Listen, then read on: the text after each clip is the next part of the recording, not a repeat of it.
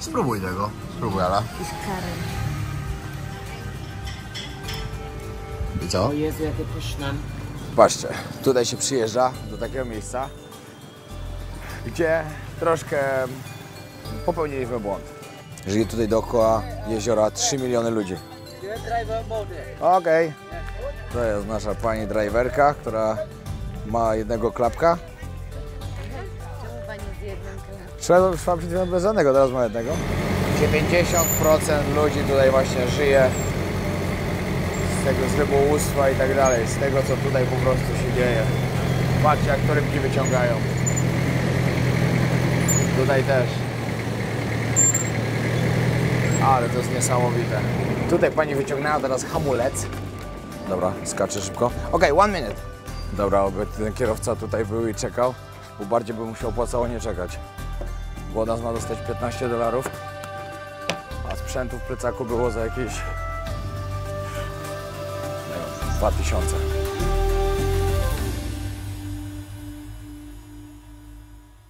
No i siemanko. Wyjechaliśmy do Siem Reap. Jeszcze śpię trochę. Calutka trasa, świetnie przespana.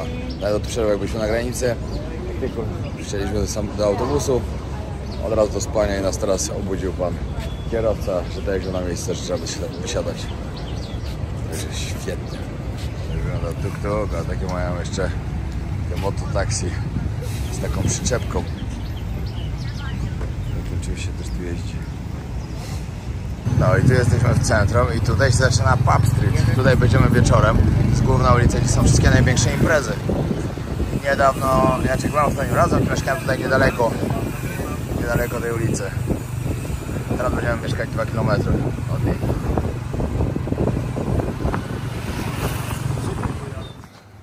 Bardzo fajny hotelik. Mamy od razu tutaj dużą siłownię. Chcieliśmy to też trochę specjalnie, tak żeby codziennie trenować oczywiście, bo przez ostatni czas bardzo trzymamy formę z Alą i nie chcemy tego tutaj zaniedbać. Także zaraz nawet idziemy na siłownię. Rodzice idą odpoczywać, a my poćwiczyć. Bilardzik. Za ten hotel ogólnie wyszło nas po 150 zł za noc, za pokój. Ale jest naprawdę bardzo, bardzo przyjemny. Siłka skończona. Powiem wam, że 2 tygodnie w Tajlandii naprawdę i takie normalne spanie, jedzenie i ciągły trening dużo dają. 3 kilo przytyłem. Ale w pozytywnym sensie. Pokaż się, no pokaż się. O! Mam bardzo dobre białko wojownika i dlatego. Zgadzam się. Tak, także serdecznie polecam. Chcecie kupić jakieś dobre, kupcie białko wojownika, wspierajcie swoich. My skończyliśmy trening właśnie, idziemy się ogarniać. Ruszamy na miasto, a później na wycieczkę. No i ruszamy na zwiedzanko.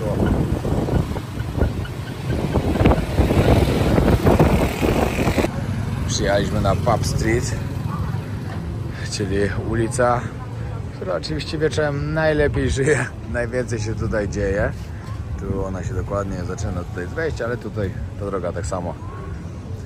Oczywiście pokażę wam wszystko, co wieczorem tutaj jest, bo teraz jest bardzo spokojnie. Ludzie teraz są na wycieczkach, zwiedzają sobie właśnie Angkor Wat lub Wioskę na Wodzie lub inne rzeczy jeszcze, lub inne miejsca. My przyjechaliśmy przejść się po prostu, zjemy jakiś obiad i też wyszamy na wycieczkę. Jeszcze zastanawiamy się, czy po prostu iść z biura podróży wziąć zorganizowane dla nas 4, czy sami na własną rękę to zrobimy. Zaraz gdzieś usiądziemy, poczytamy i zobaczymy, jaka jest dla nas najlepsza opcja. No i tu jest wejście w 2 strony na Pub Street. Czy to całe jest Pub Street tutaj. Ale to trzeba zobaczyć wieczorem, jak wszystko tutaj świeci. Ale ceny piwa i wszystkiego to jest naprawdę dla backpackersa idealne. Patrzcie, w butelce $1, to i tak jest dużo. Bolane jest na przykład za 50 centów albo za 75 centów. Tak, jak ktoś podróżuje z plecakiem, typowo tak wiecie, żeby jak najtaniej wydawać, no to po prostu Kambodża dla niego jest złoto, gdzie na głównej ulicy jest tak tanio. Nowe koszuleczki od Extreme. Polecam serdecznie, fajne kolory nowe wyszły, a będą jeszcze 2 kolejne już niedługo. No i tak, bierzemy na własną rękę rikszę, nie wiem co powiedzieć. To, nie wiem jak to się tutaj nazywa. Po prostu motorek z przyczepką. I tak, w biurze podróży powiedzieli, że nas załatwią za 25. Jeden taksówkarz nam powiedział, że może za 20 nas zawieźć tam i z powrotem. Thank you. A no, wszędzie tu proponują, tu można się zapalić, nie tylko. No, a znalazłem w końcu za 15. No, don't need nothing. Thank you. A w końcu znalazłem za 15. Tam i z powrotem, a jedzie godzinę w jedną stronę. No, i rodzinne. Angkor spróbujemy, jak smakuje to piwko. Później jeszcze spróbujemy Kambodia. Są dwa takie bardzo popularne. Pokażemy wam. Podnieść to? Tak, tak, no. Jak wygląda khmerskie kitanie, amok się nazywa. I co tam w środku ma być niby? No kurczak. To jest gdzieś bananowca z Tak, kurczakiem. ale wiesz co? Spróbuj tego. Spróbuj, Ala. I z karem. I co? O Jezu, jakie pyszne. Tak? To później zamówię to. Dobra, kierowca na nas czekał prawie godzinę, także musi mu się opłacać.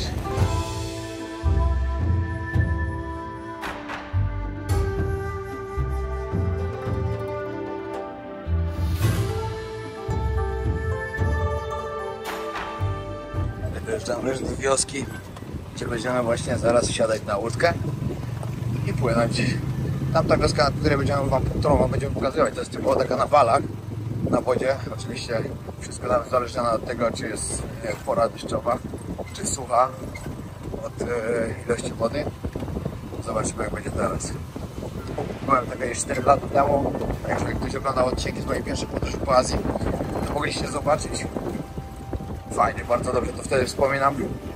Mam nadzieję, że teraz też będzie to wszystko super tam pokazane. Akurat przepływamy tak, że prawie przepłyniemy, będzie zachód słońca. Będzie można wszystko zobaczyć. A tutaj typowo lokalne życie. Taki khmerski klimacik.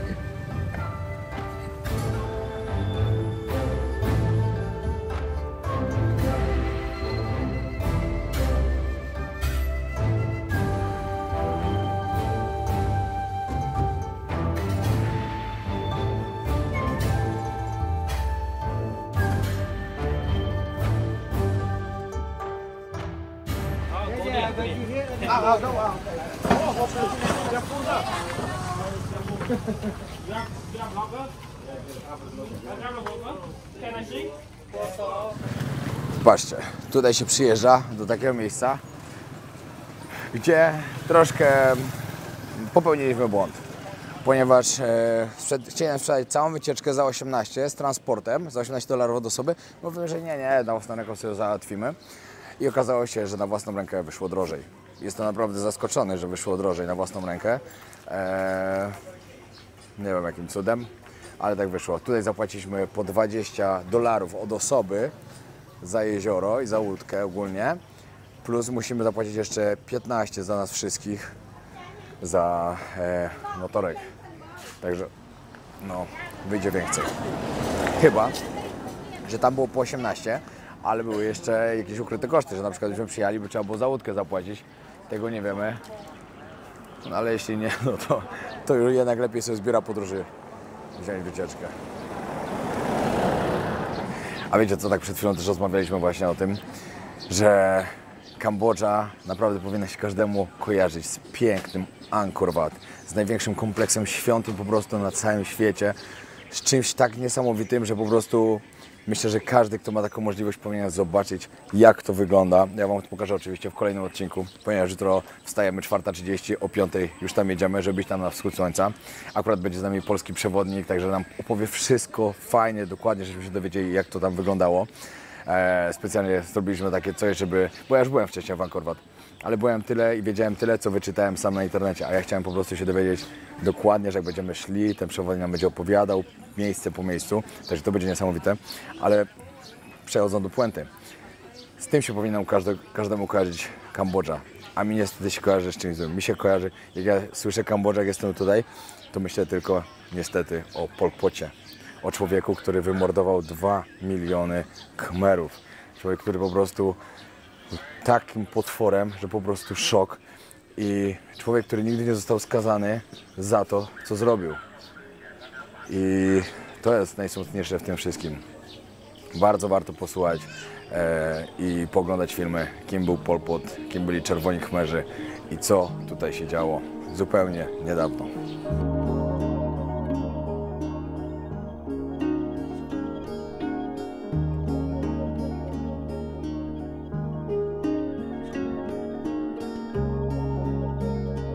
No i dojechaliśmy, tutaj trzeba pokazać bileciki, które musieliśmy przed chwilą kupić. Tak jak wam mówiłem, $20 od osoby płaciliśmy. No i jesteśmy w miejscu właśnie, gdzie tutaj wszystkie busy i tak dalej przyjeżdżają. O jeziorze troszkę wam opowiemy, bo to jezioro naprawdę jest niesamowitą sprawą tutaj, niesamowitym miejscem, które żywi i daje wszystko 90% ludziom, którzy tutaj mieszkają. Żyje tutaj dookoła jeziora 3 miliony ludzi. Okej. To jest nasza pani driverka, która ma jednego klapka. Czemu pani z jednym klapem? Szła przed chwilą bez żadnego, teraz ma jednego. Nie. Oczywiście można tutaj pokupować jakieś pamiątki i tak dalej. Skąd tutaj w ogóle w jeziorze tyle tych ryb? To jest jezioro, w którym podobno łowią najwięcej ryb na świecie w skali roku. Zaraz wam opowiemy, jak to wygląda. Teraz jest sezon suchy, to było widać, że jak jechaliśmy, po prostu jak niska jest rzeka. Na jeziorze wiadomo, no będzie, ale to jezioro też się bardzo zmniejsza. To też zaraz usłyszycie, tylko wejdziemy na łódkę po prostu. Ala, chodźcie! Tutaj ludzie sobie żyją cały czas. Handlują wszystkim, co się da, żeby zarobić jakieś pieniądze oczywiście. Trafimy teraz... O, to jest piękna sztuka. Hello! Oh, thank you so much. Pięknie to wygląda, nie ma co.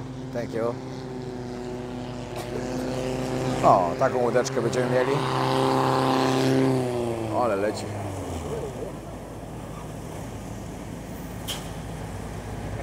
Tutaj pan rzucał sieć. No.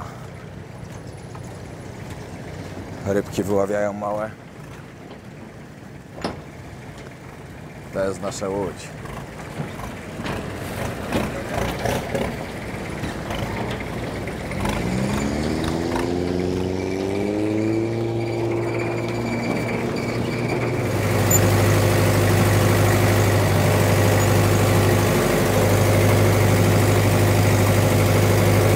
Patrzcie, jak tu w ogóle wszystko tu działa na tych łódkach. Normalnie mają pedały. Tutaj wszystko na łańcuch działa. Kierownica. Tutaj pani wyciągnęła teraz hamulec. Stop! Dobra, skaczę szybko. Okej, 1 minute. Dobra, oby ten kierowca tutaj był i czekał, bo bardziej by mu się opłacało nie czekać. Bo od nas ma dostać $15, a sprzętu w plecaku było za jakieś, nie wiem, 2000. 2000 jak nic. Dolarów. Teraz trzeba wierzyć tylko w ich uczciwość, że gdzieś tutaj stoi. Jednak można wierzyć w ludzi. Jest. Całe szczęście. Wiecie, by mi było głupio z tym, że dostałem drona, wiecie. Naprawdę bardzo dziękuję oczywiście DJI. Zadzwoniłem ostatnio po problemie, jak mi zabrali w Ugandzie mojego drona. Mówię, no kurde, no stało się tak i tak. No nie ma. No naprawdę nie ma. Wzięli, nie chcą oddać. No i od razu powiedzieli, nie ma problemu.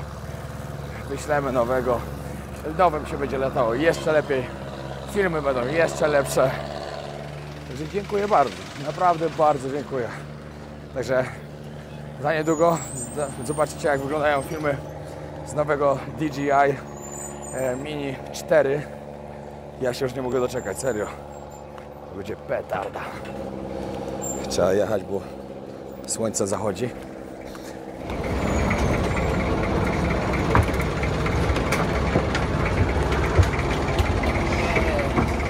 Całe szczęście. Ła!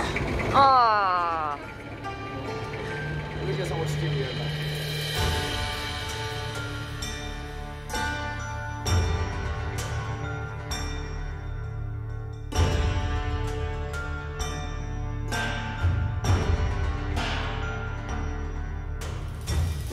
Pomyślcie, jak wysoko musi się tutaj podnosić woda, skoro w sezonie deszczowym bardzo dużo powiększa się to jezioro i poziom wody.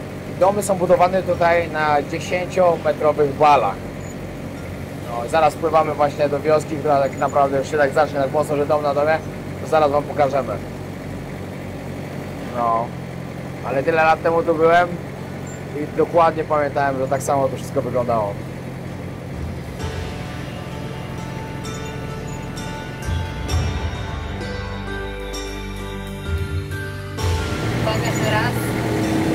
Uwaga, będą fale.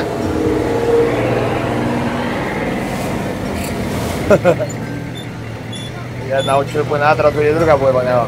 Patrzcie, jak to wygląda wszystko. No. Uwaga, płynie druga.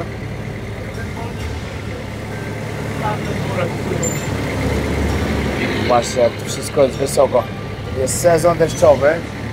Tu wszystko jest zalane wodą. Totalnie wszystko. Po 10 metrów te wale mają.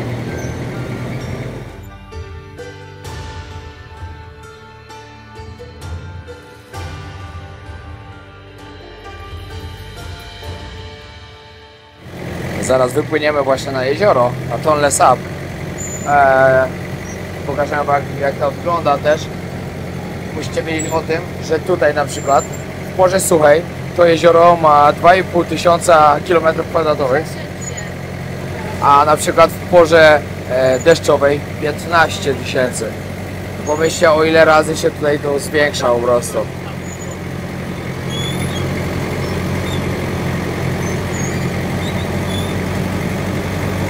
Sieci zwijają.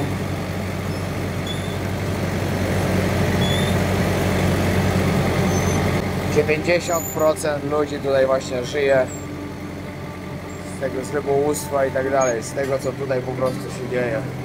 Patrzcie, jak to rybki wyciągają. Tutaj też. Ale to jest niesamowite.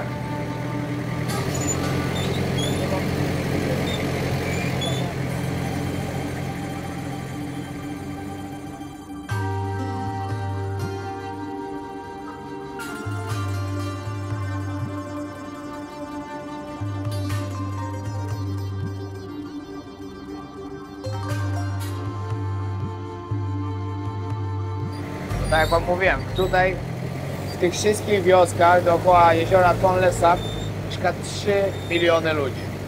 Wyobraźcie, ile to 3 miliony. I 90% z tego żyje tutaj wszystkiego, także oni bez tego, bez tych ryb tutaj i tak dalej, to ciężkie będzie. No popatrzcie, jak to wszystko wygląda, to po prostu jest, nie wiem, nie wyobrażam sobie tutaj żyć. Na pewno nie mają łatwo. No ale są nauczeni tutaj. Małe gówniaki też tutaj latają bez problemu i co? Od małego nauczone. Ale niestety innego świata nie znają i dlatego dla nich to jest całkiem normalne. Ale dla nas nie wyobrażam sobie tutaj żyć, naprawdę.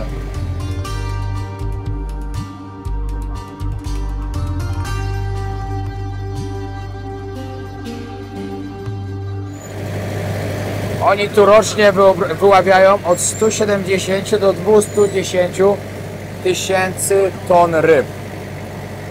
A to tylko dlatego właśnie, że ta rzeka, tutaj rzeka, która jest, jak się zaczyna sezon deszczowy, zmienia swój nurt. Przez to, że się podniesie poziom wody, rzeka zmienia swój nurt, wpływa też do Mekongu i przez to właśnie tyle tutaj jest tych ryb.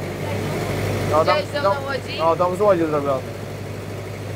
Też fajną informacją jest to, żebyście wiedzieli, że to nie jest tak, że ludzie tutaj tak na stałe, znaczy niektórzy tak, niektórzy żyją na stałe po prostu i budują domy na łodziach, niektórzy po prostu migrują, zależy od tego, jaki jest poziom wody, a niektórzy po prostu żyją sobie na łodziach, na jeziorze. Widzieliśmy też przed chwilą po prostu z łodzi zrobiony dom. O, popatrzcie, jak sobie tu panie wracają. Tutaj kolejne. I tak wygląda tutaj życie. Wiadomo, nie możemy tego oceniać, czy to jest jakieś złe, czy dobre. No, to jest ich życie, no tak to tutaj wygląda. Się tutaj urodzili, tutaj żyją i to jest ich życie właśnie. No i tu możecie zobaczyć, jak ludzie żyją właśnie typowo na jeziorze. Mają domy postawione, tak jak poziom wody. One są trochę na wąwozach, także one się pewnie podnoszą razem z poziomem wody. To po prostu takie pływające domy. A, bo tutaj będziemy się przysiadać na małe łódeczki. No, tu będziemy się przysiadać na małe łódki i właśnie pływać po tym lasku. Ale to chyba nie? Chyba płyniemy od razu na zachód, bo... Tak, na zachód. O, sorry. No, tutaj jest też możliwość wziąć taką małą łódkę i w blasku sobie pływać. Ale no, Nie mamy czasu, ze względu na to, że tak późno przyjechaliśmy. A ja tam byłem na tym, nic takiego specjalnego. Lepiej wypłynąć na jezioro właśnie, jak wypływamy i oglądać ten piękny zachód słońca. Zdecydowanie lepszy pomysł.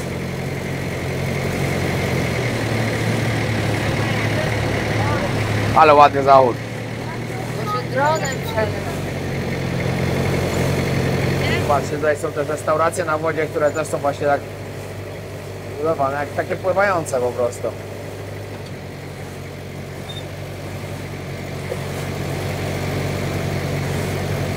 No, my jesteśmy już na jeziorze. Jest tak ogromne, że końca nie widać, nigdzie w żadną stronę. No i zaraz się będziemy gdzieś tutaj zatrzymywać, żeby sobie oglądać piękny zachód słońca. Ale naprawdę, no w którą stronę nie popatrzycie, no nie ma końca.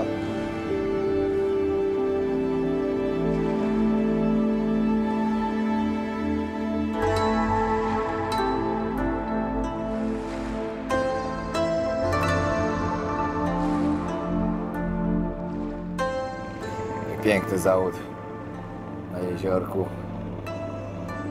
Cudownie, naprawdę cudownie. Warto było tutaj przypłynąć. A wieczorem nocne życie Siem Reap. To jest najbardziej turystyczne miasto, także będzie co robić.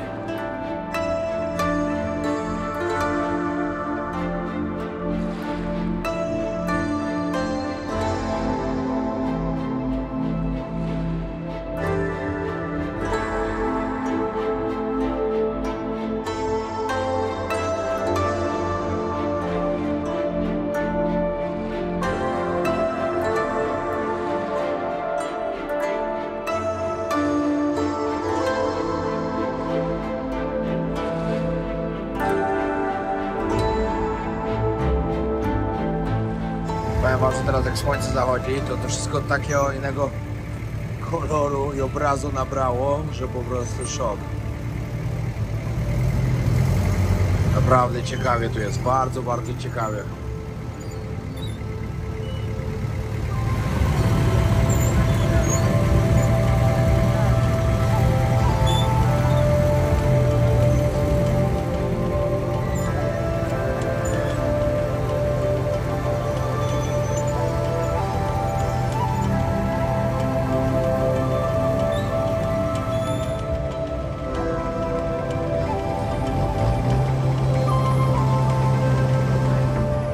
Popatrzcie, jak pięknie wygląda zachód. Niesamowicie po prostu. Wow. No, a nasz kierowca już na nas czekał. I się zmywamy z powrotem. Teraz godzina powrotu. Thank you. Wróciliśmy do Siem Reap. Idziemy teraz na Pub Street. Coś zjeść. Napić się drugiego rodzaju piwka. Dzisiaj teraz spróbujemy Kambodży i pokażę wam, jak to pięknie wygląda.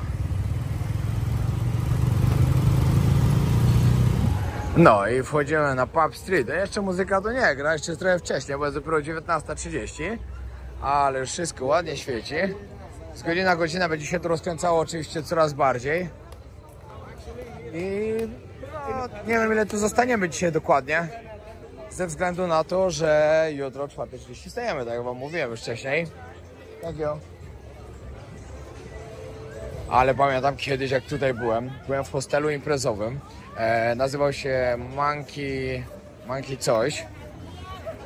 To jest sieciówka ogólnie w Azji Południowej Wschodniej. I było takie coś, takie nazywało się Pub Crawl, czyli ruszyliśmy ekipą, 20 osób. Po pubach tutaj, w każdym coś trzeba było się napić i tak dalej. No wierzcie mi, że naprawdę było super. Naprawdę dobrze wspominam ten czas tutaj w Kambodży, bo się tu bardzo dobrze czułem. I tak jak wam mówiłem, ja tutaj byłem podczas mojej pierwszej podróży po Azji, to było takie niesamowite. Ja byłem po prostu małolatem, no dobra, nie byłem małolatem, miałem 30 lat prawie, ale byłem małolatem pod względem podróżniczym, że nie miałem żadnego doświadczenia i poznawanie wszystkiego, odkrywanie tego to było tak niesamowite. Dalej jest fajnie, oczywiście, ja kocham to, co robię, ale wtedy było inaczej. Wtedy podróżowałem bez pieniędzy, podróżowałem typowo, tak wiecie, inaczej, po prostu inaczej. No tutaj restauracja, w której dzisiaj byliśmy, bardzo dobre jedzonko było. Teraz dużo więcej ludzi. Wiecie jak to jest, na razie ludzie właśnie przyszli zjeść kolację, dlatego jeszcze w barach za wiele się nie dzieje. No ale później jak zjedzą, to w końcu pójdą gdzieś dalej, na jakieś piwko.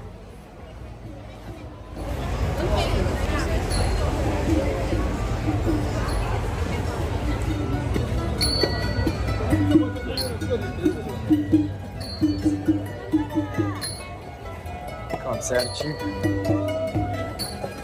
Fajnie to wygląda wszystko. O, teraz jest skorpiona, pająka.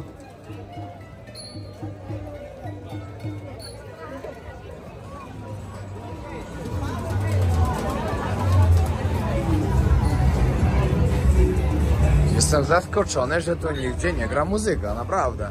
No i popatrzcie, tutaj jest taka impreza Empire, to później naprawdę całkiem nieźle tutaj musi być. Jak już tu będą ludzie, bo oczywiście teraz nikogo jeszcze nie ma. Ale później musi być naprawdę bardzo dobrze. A dzisiaj jest piątek, także zaglądniemy. Znaleźliśmy miejscówkę bardzo ładną na górze.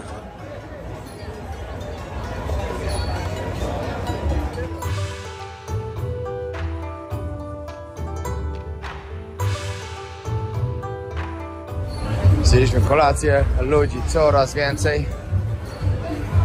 No ale stwierdzili, że nie czekamy już dłużej, żeby się jeszcze więcej wypełniło, żeby pójść zobaczyć na jakąś imprezę, bo dalej się tam nic nie dzieje. Chciałem po prostu jeszcze na jakiś nocny markecik.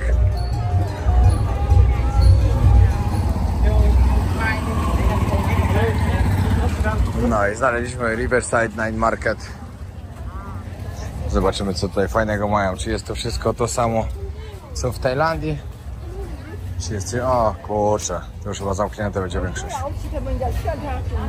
Mapy też na takie kiełbaski muszą być, które tu wiszą całe dnie.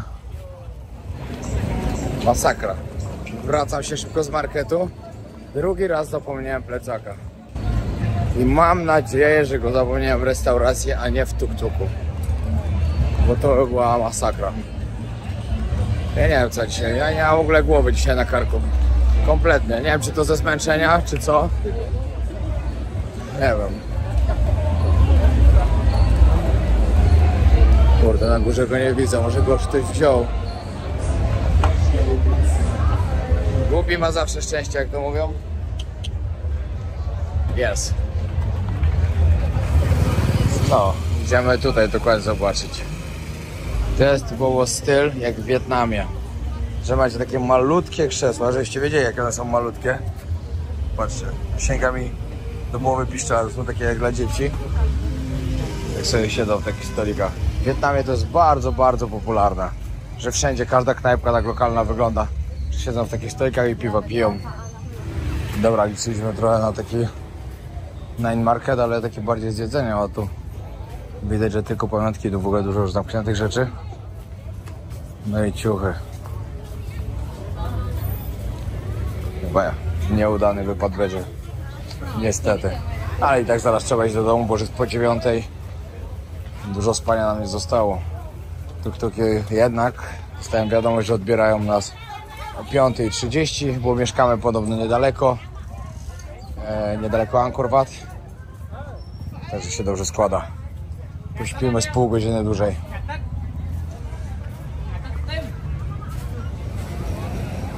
To takie małe rzeczy, ale sprawiają.